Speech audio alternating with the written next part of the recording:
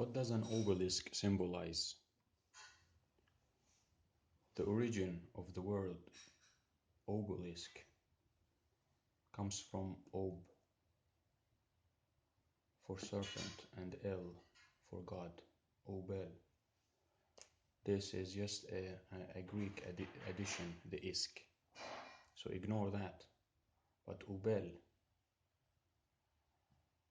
ob, serpent, or python,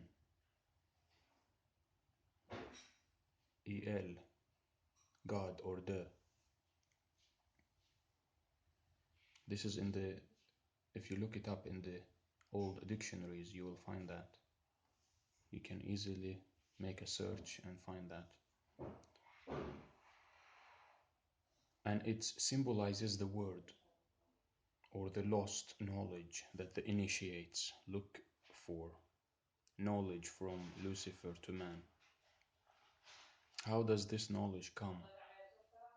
We know that every human being is protected. Let's symbolize this red circle with the protection of the spirit or the soul, whatever, however you want to see it. We don't know the exact details, how the system is. But what I know is, well, what they say that the serpent God, they regard the serpent as the God, which is a jinn really, because we know from the Quran that jinns, they travel like, or they move like serpents. Remember when God told Moses to throw down the staff and it turned into a serpent? God says in another verse that it started to move like a jinn. So they teach, the initiates or new age or whatever you have, teach that there is a serpentine energy that is dormant at the bottom of the spine. But that's not true. This is a lie.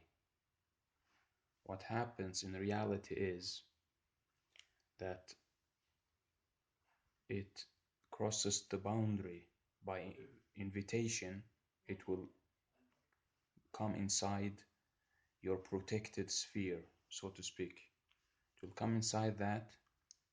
So you must invite it by somehow.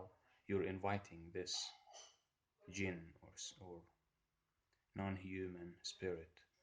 So once you do that, it travels from below you up the spine. So this is where it starts to travel. It's not residing or laying dormant at the bottom of the spine. No, it enters your spiritual sphere and travels all the way up and gives the word or the knowledge through the third eye. And this is done by semen retention. This is what circumcision symbolize.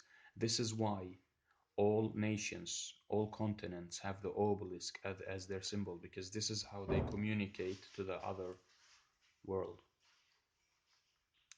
to the jinns. This is how they communicate what to do, what's the next step, how to take over this world. Okay?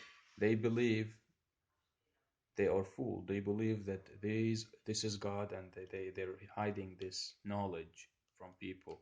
They believe that this is the truth. That's why when you look on the pharaohs, they always have a serpent symbol, the symbol of the serpent. If you look on the